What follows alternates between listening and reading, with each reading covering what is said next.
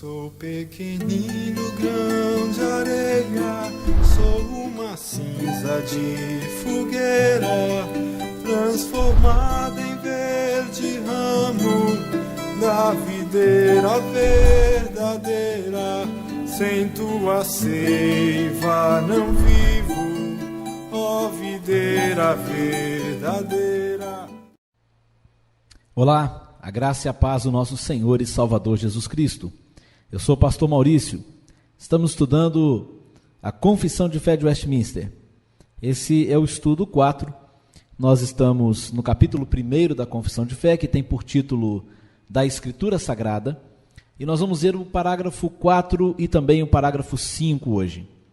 O parágrafo 4 da Confissão de Fé diz o seguinte: a autoridade da Escritura Sagrada, razão pela qual deve ser crida e obedecida, não depende do testemunho de qualquer homem ou igreja, mas depende somente de Deus, a própria verdade, que é o seu autor. Tem, portanto, de ser recebida, porque é a palavra de Deus. Muito bem, há alguns textos aí que são textos prova dessa verdade, que a Escritura tem a autoridade, fica claro em 2 Pedro, capítulo 1, verso 19 a 21. Temos, assim, tanto mais confirmada a palavra profética, e fazeis bem em atendê-la, como a uma candeia que brilha em lugar tenebroso, até que o dia clareie e a estrela da alva nasça em vosso coração. Sabendo, primeiramente, isto, que nenhuma profecia da Escritura provém de particular elucidação, porque nunca, jamais qualquer profecia foi dada por vontade humana. Entretanto, homens santos falaram da parte de Deus, movidos pelo Espírito Santo. Esse texto nos diz que nós devemos obedecer à Bíblia, porque tudo o que há nela é a palavra de Deus revelada pelo Espírito Santo. Não há nada na Bíblia que tenha sido escrito somente pela vontade humana, sem a inspiração do Espírito. Veja, meu amado, que o argumento de Pedro aqui é que a Bíblia tem autoridade e ela deve ser obedecida porque ela é a palavra de Deus. Outro texto é 2 Timóteo 3, 16 e 17. Toda a Escritura é inspirada por Deus e útil para o ensino, para a repreensão, para a correção, para a educação na justiça, a fim de que o homem de Deus seja perfeito e perfeitamente habilitado para toda boa obra. Esse texto nos diz que a Bíblia é toda ela útil para tudo o que precisamos saber e também para tudo que precisamos ser, porque toda ela é inspirada por Deus. O terceiro texto que destaca essa verdade ensinada por esse parágrafo da Confissão de Fé é 1 João 5,9. Se admitimos o testemunho dos homens, o testemunho de Deus é maior. Ora, este é o testemunho de Deus que ele dá acerca do seu Filho. Perceba que esse texto nos diz que a palavra de Deus não precisa ser confirmada pelo testemunho de qualquer homem, porque o testemunho de Deus tem muito mais valor do que o testemunho de qualquer outra pessoa. O testemunho de Deus tem que ser aceito incondicionalmente, porque é o testemunho de Deus. Outro texto, 1 Tessalonicenses 2,13. Outra razão ainda temos nós para incessantemente dar graças a Deus. É que, tendo vós recebido a palavra que de nós ouvistes, que é de Deus, acolhestes não como palavra de homens, e sim como em verdade é, a palavra de Deus, a qual com efeito está operando eficazmente em vós os que credes. Os tessalonicenses receberam a palavra de Paulo, não como palavra de homens, mas como palavra de Deus, o que de fato ela é. Ainda mais um texto, Gálatas 1, 11 e 12. Faço-vos, porém, saber, irmãos, que o evangelho por mim anunciado não é segundo o homem, porque eu não o recebi, nem o aprendi de homem algum, mas mediante revelação de Jesus Cristo. A Bíblia não é de origem humana, mas é a revelação de Jesus Cristo. É isso que nos diz esse texto. Então, esse parágrafo 4 da Confissão de Fé, ele nos ensina o seguinte: primeiro, que a autoridade das Escrituras procede da autoridade do seu autor, que é Deus. Segundo, sendo de origem divina, a sua autoridade, a autoridade da Bíblia, não emana de qualquer homem e não emana de nenhuma igreja. Ninguém pode falar em lugar de Deus. A terceira verdade que esse parágrafo nos ensina é que, na qualidade de palavra de Deus, é que você deve receber a Bíblia. Então, esse parágrafo ensina que a autoridade das Escrituras não repousa no testemunho da igreja, mas sim diretamente em Deus. Esse parágrafo visa rejeitar a heresia romanista de que a igreja é inspirada por Deus e que a igreja é a fonte última de autoridade e a fonte última de todo conhecimento divino, e tanto a Bíblia quanto a tradição eclesiástica, que para eles também é uma fonte de autoridade, dependem do selo autoritativo da igreja para que tenham credibilidade. Assim, perceba, meu amado, que para a igreja romana é a igreja que produz a Bíblia, enquanto que na verdade é a Bíblia que produz a igreja. É natural, meu querido, que os filhos ouçam o pai.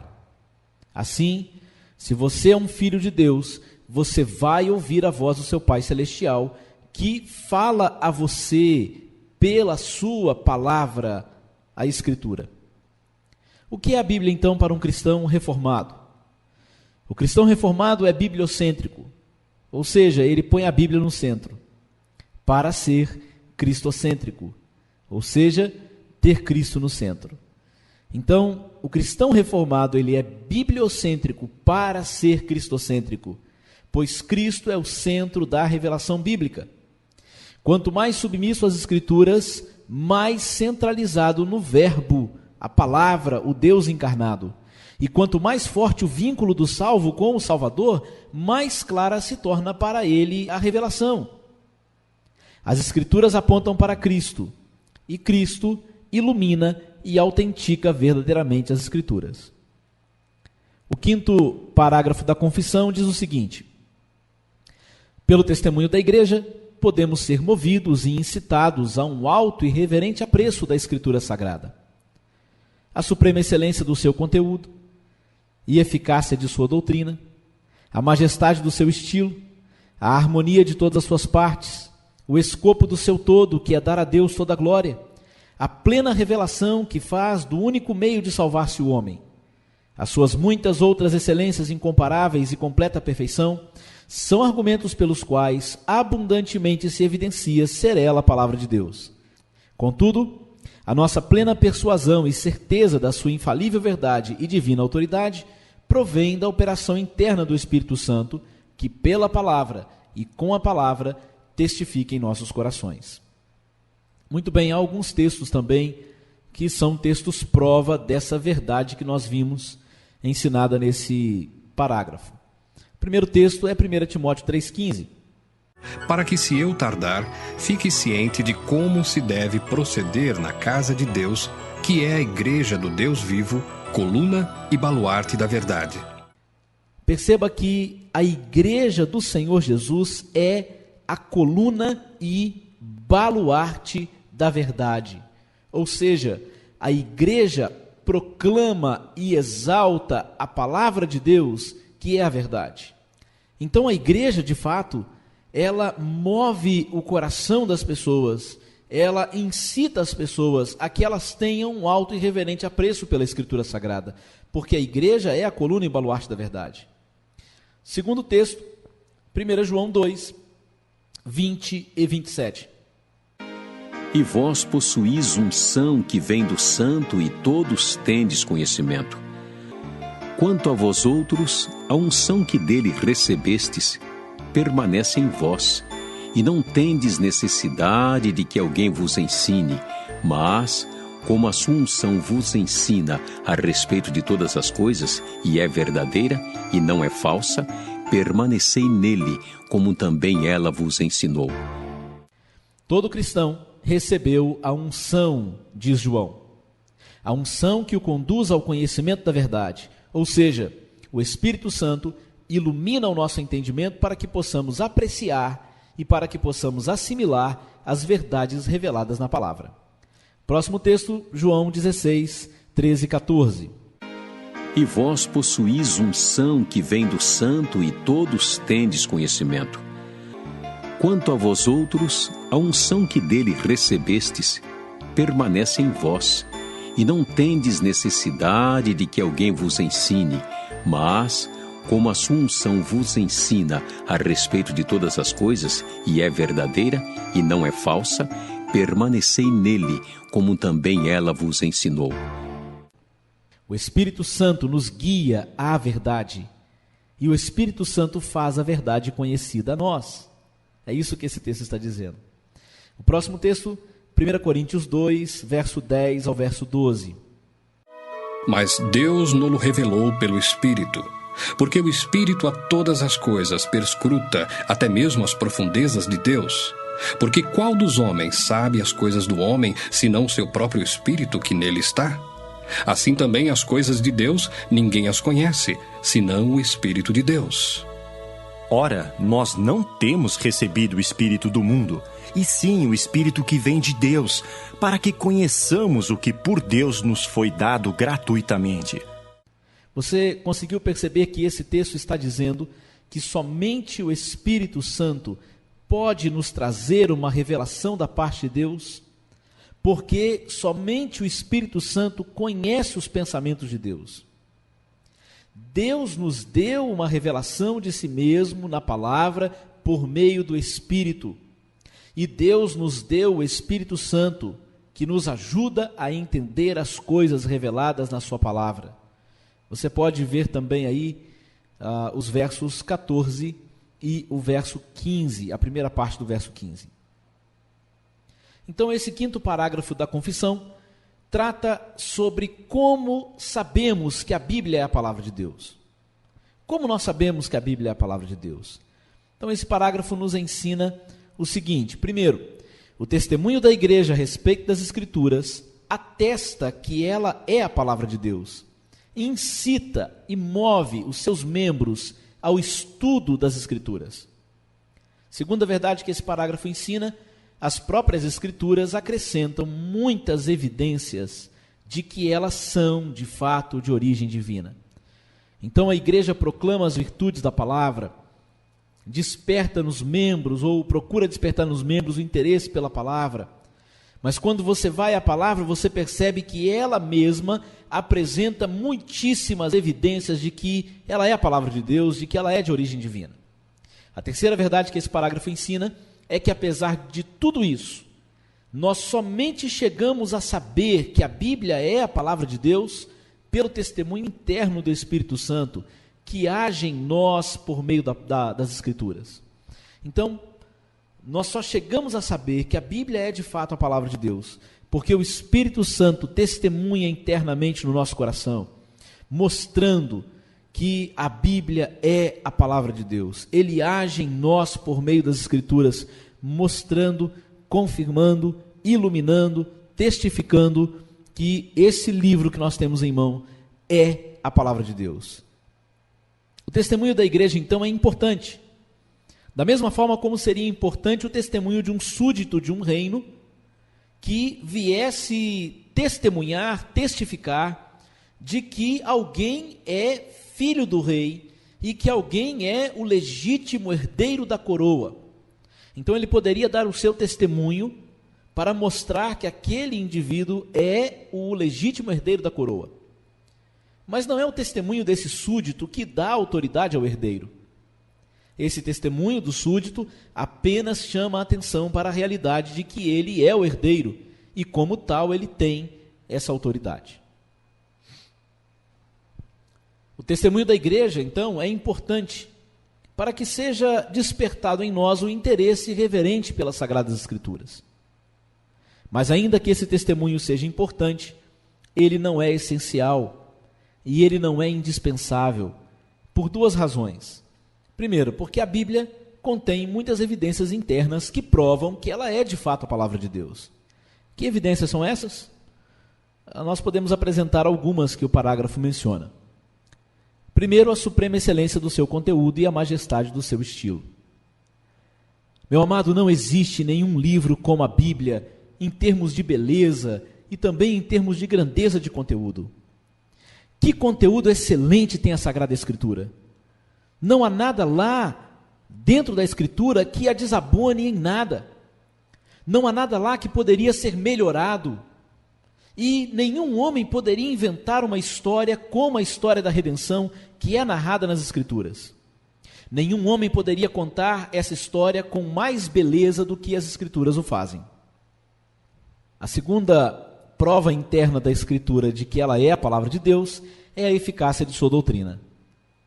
A Bíblia tem um poder que é sem igual na terra. Pela leitura da Bíblia, os maiores pecadores foram transformados nos maiores santos que o mundo já viu. A sua doutrina faz com que um ladrão restitua o que roubou e trabalhe duro para o seu sustento e também para socorrer os necessitados. A verdade da Escritura transforma os mais frios assassinos em homens mansos, que dão a sua vida pelo próximo. A Escritura faz exatamente o que ela se propõe a fazer, mudar o coração dos homens pecadores. Nenhum governo, nenhum programa de educação ou de reabilitação jamais conseguiram nem 1/100º do que a Bíblia sozinha fez e faz.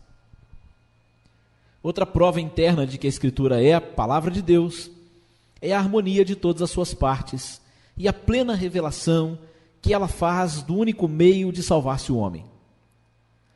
Se você pegar 2 livros de 2 autores que vivem no mesmo país, estudaram na mesma universidade e escreveram sobre o mesmo assunto, você vai ver quantas contradições há entre eles.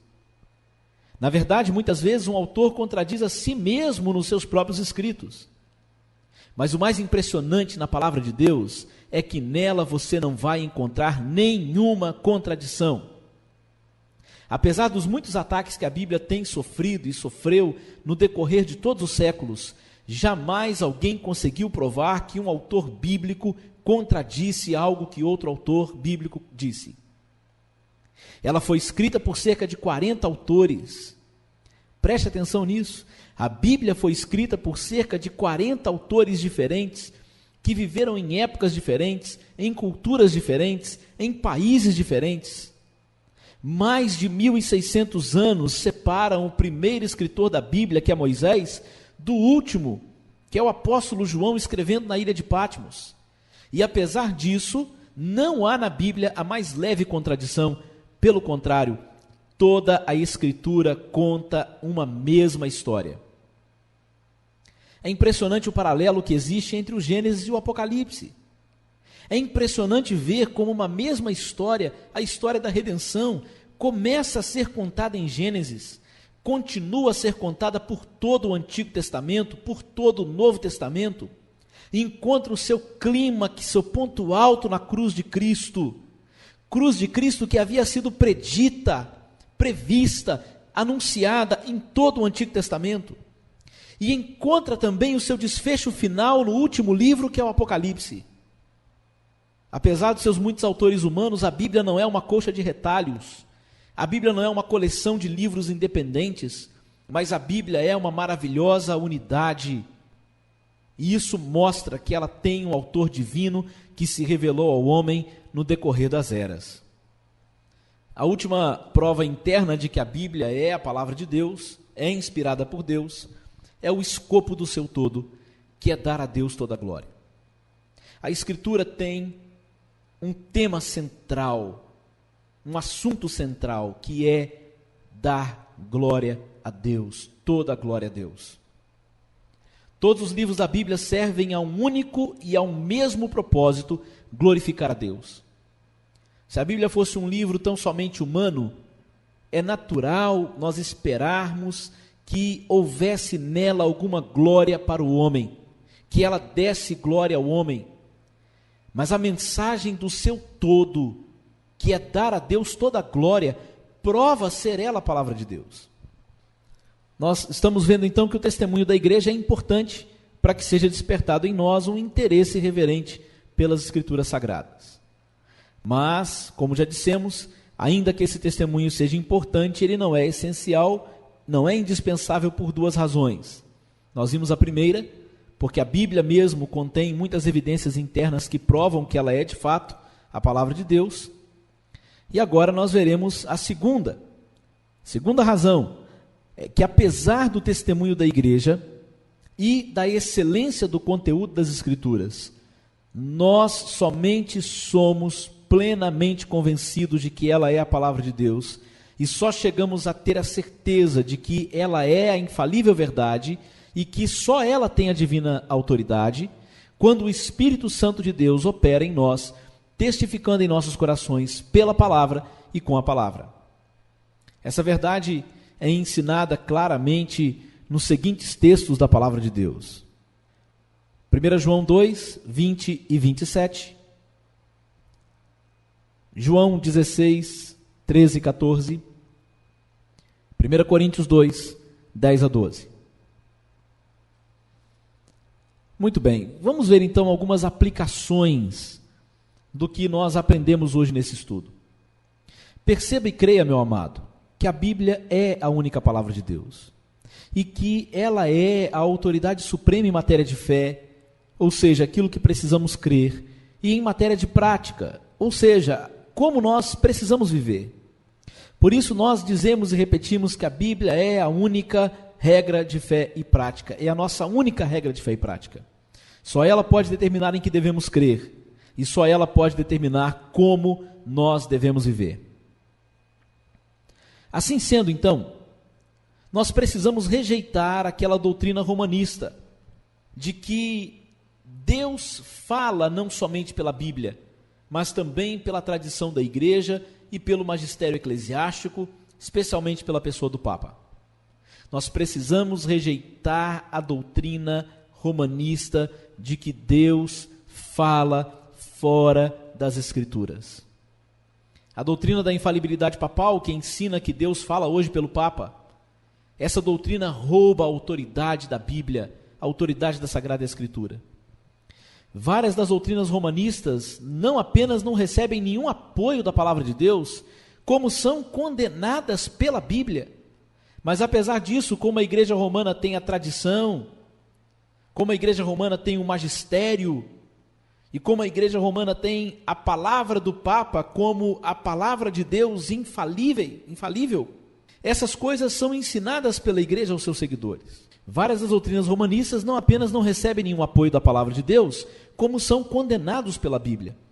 Apesar disso, como a igreja romana tem a tradição da igreja, ela tem o magistério da igreja e ela tem a palavra do Papa como sendo, todos eles, palavras infalíveis de Deus. Tais coisas, tais doutrinas são ensinadas por ela aos seus seguidores. Sobre isso escreveu Eduardo Carlos Pereira o seguinte: com o decreto, porém, da infalibilidade papal, pelo Concílio Vaticano, em 1870, a voz da igreja fundiu-se na voz do Papa, e Pio IX, o primeiro infalível, assim interpretando esse decreto, declarou: a tradição sou eu. Operou-se uma franca revolução da autoridade infalível no seio do catolicismo romano. Das Santas Escrituras, passou ela virtualmente para a igreja. A igreja restringiu-se ao clero, o clero absorveu-se no Papa. Assim, de 1870 para cá, o Papa tornou-se oficialmente o órgão da infalibilidade divina na Terra. Nós rejeitamos isso. Para nós, o único órgão da infalibilidade divina na Terra chama-se Escritura Sagrada, Palavra de Deus, Bíblia. Segunda aplicação, nós precisamos rejeitar também não apenas a heresia romanista que nós vimos, mas precisamos rejeitar também tudo aquilo que hoje no meio evangélico conspira para roubar a autoridade da palavra de Deus. Vejamos algumas coisas que hoje têm conspirado contra a palavra e têm competido com ela no meio evangélico. A primeira coisa são as novas revelações do Espírito. Muitos na igreja agora estão correndo atrás de profecias e revelações extrabíblicas. Como consequência dessa ênfase nessas coisas extraordinárias, meu amado, em muitos cultos, essas supostas revelações se tornam o clímax da liturgia. Liturgia na qual quase não se lê a Bíblia. Liturgia na qual virtualmente não se prega realmente a palavra de Deus. eu creio firmemente que essa busca exagerada que nós temos visto de novas revelações mina a autoridade e a centralidade da palavra de Deus. Cabem aqui 2 exemplos concretos. O primeiro é que uma vez eu li sobre uma entrevista que uma mulher que se autoproclamava pastora deu a uma revista. Como ela foi uma das primeiras mulheres pastoras do Brasil, o entrevistador então perguntou a ela qual era a base bíblica para a ordenação feminina. E ela então respondeu que não existia nenhuma base bíblica para a ordenação feminina, mas que o Espírito Santo revelou a ela que ela deveria ser pastora. De lá para cá, nós temos visto uma enormidade de pastoras, bispas e apóstolas no nosso meio, mas nenhuma argumentação sólida, firmada na palavra de Deus para essa prática foi apresentada até hoje. O segundo exemplo é que quando estava na moda o que se chamava no meio evangélico de batalha espiritual, muito da doutrina desse movimento vinha de novas revelações. E mais, vinha até de religiões ocultistas, de entrevistas com o próprio diabo, mas quase nada era retirado da palavra de Deus. Toda uma teologia, toda uma prática, toda uma crença que não vinha da palavra. Era retirado de outras fontes. No entanto, era aceito como verdade absoluta e revelação divina. Lutero diz o seguinte: eu fiz um acordo com Deus, que Ele não me mande sonhos, visões, revelações, eu estou satisfeito com a Escritura. Outra coisa que tem minado no nosso meio a autoridade da palavra de Deus é a ênfase na experiência pessoal. Na prática, a experiência tem se tornado para muita gente um fator determinante na afirmação de verdades doutrinárias. Eu quero dar 3 exemplos aqui. Uma vez eu tive uma conversa com um pastor da minha denominação que crê na contemporaneidade do dom de línguas. Ele crê que o dom de línguas é para a igreja hoje, está presente hoje, precisamos buscá-lo. Ele ensina isso para a sua igreja, ele busca isso juntamente com a sua igreja. Eu pensei que nós teríamos uma conversa desafiadora, eu e ele, sobre a interpretação das passagens bíblicas que tratam sobre esse assunto. Mas eu confesso que eu saí da conversa profundamente decepcionado, porque quando eu o questionei sobre como ele entendia aqueles textos que mencionam o dom de línguas, eu percebi que ele nunca havia estudado realmente esses textos. Eu percebi que aquele pastor era pentecostal, por causa das experiências que ele teve, e não por causa de algo que ele cria realmente que a Bíblia ensinava. A experiência pessoal tem se tornado um fator determinante na afirmação e na crença de verdades doutrinárias. Um outro exemplo é que numa ocasião eu conversei com uma irmã que era de uma igreja pentecostal. O marido dela era membro da nossa igreja e ela veio então para mim com a seguinte pergunta: pastor, o senhor acha que crente pode ficar possesso pelo demônio? Eu respondi para ela que eu cria que isso não era possível.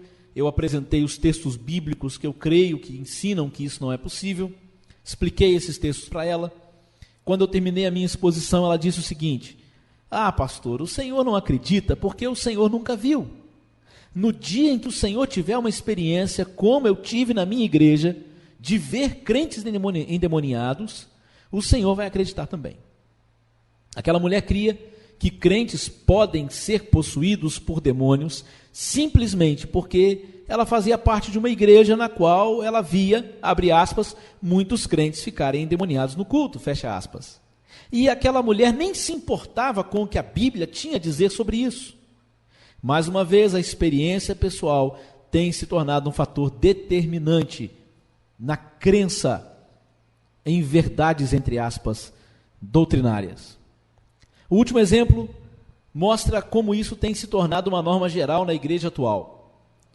Durante muitos anos, foi moda no meio evangélico a crença nas chamadas maldições hereditárias. E maldições várias.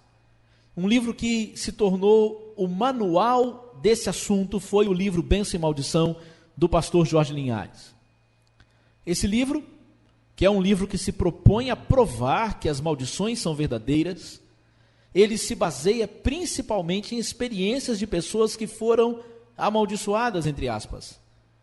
E em uns poucos textos que estão fora do devido contexto. A preocupação sobre o que a Bíblia realmente ensina sobre esse assunto parece que não existiu na mente do autor. Quando você lê o livro, a impressão que você tem é que para ele a experiência é a autoridade divina e inspirada. Isso é lamentável. Nós precisamos ter cuidado com as experiências, porque elas podem ser usadas para provar absolutamente qualquer coisa. Alguém crê num pregador da TV, sem avaliar se o que ele diz não contraria a doutrina bíblica, pela simples razão de que ele faz milagres. Contudo, nas religiões ocultistas e também no romanismo, não faltam exemplos de experiências com milagres e curas. Precisamos entender que a experiência deve ser julgada pela Escritura e jamais devemos julgar a Escritura pela nossa experiência. Outra coisa que no meio evangélico tem minado a autoridade da Sagrada Escritura é a crença numa verdade subjetiva. Nós vivemos numa sociedade que nega os absolutos. O que é a verdade para as pessoas da nossa geração? A verdade, como a moral e também tudo mais, é relativa. Hoje em dia, nós usamos expressões como a minha verdade, ou o que é verdade para você pode não ser verdade para mim. Tudo isso indica que para o homem pós-moderno não existe uma verdade absoluta, uma verdade a respeito da qual nós possamos dizer, isto é a verdade. A negação de uma verdade absoluta em prol de uma verdade subjetiva, onde existem muitas verdades contraditórias entre si, e cada um de nós precisamos escolher ou precisamos descobrir a nossa verdade, ou seja, a verdade que seja mais do nosso agrado, ou a verdade que funcione melhor para nós. Essa crença nefasta, essa ideia nefasta, tem chegado também ao arraial do povo de Deus. Hoje em dia na igreja há um verdadeiro repúdio por doutrina. Por quê? Porque doutrina é uma afirmação objetiva sobre o que a Bíblia ensina a respeito de um assunto qualquer. E nós não gostamos de verdades absolutas. Nós não gostamos de verdades objetivas. Nós preferimos os sentimentos ou as impressões interiores do que um texto significa para nós, independentemente do fato do que aquele texto realmente significa. O desprezo da igreja atual pelos credos e pelas confissões de fé históricos da igreja tem a sua raiz na crença de que a verdade é relativa. Isso não é articulado no meio do povo de Deus com ideias ou com palavras, mas na verdade há no nosso meio a negação, pelo menos em parte, de que a Bíblia é a única verdade de Deus para o homem. Na prática, é isso que tem acontecido. Nós precisamos romper com tudo isso, meu amado. A ênfase nas novas revelações do Espírito, nas experiências pessoais e a ideia de uma verdade subjetiva, se nós queremos de fato ter a Bíblia como nossa única regra de fé e prática, como a palavra autoritativa, a palavra infalível, a palavra inerrante, a palavra inspirada de Deus para nós. Ore a Deus e peça para que Deus te livre de tudo que tenta competir com a palavra sagrada na sua vida. Vigie, duvide de si mesmo, reavalie-se sempre, para que jamais você se desvie da verdade. Foi Jesus Cristo, nosso Senhor, quem disse: e conhecereis a verdade. Ele não disse: conhecereis as verdades, subjetivamente falando. Ele também não disse: conhecereis as experiências pessoais. Cristo também não disse: conhecereis a tradição da igreja. O nosso Senhor Jesus não disse: conhecereis a palavra infalível do Papa. Jesus Cristo não disse: conhecereis as novas revelações do Espírito. Ao invés disso, o que ele disse foi: conhecereis a verdade, e a verdade vos libertará. Cristo também disse que o Espírito Santo nos guiaria a toda a verdade. E aí nós perguntamos, o que é essa verdade que liberta? O que é essa verdade a qual o Espírito Santo nos guia? O próprio Cristo responde, a tua palavra, Pai, é a verdade. Que nós fiquemos com a palavra de Deus. Que Deus nos ajude e nos abençoe. Amém. Sou pequenino grão de areia, sou uma cinza de fogueira, transformada em verde ramo da videira verdadeira. Sem tua seiva não vivo, ó videira verdadeira.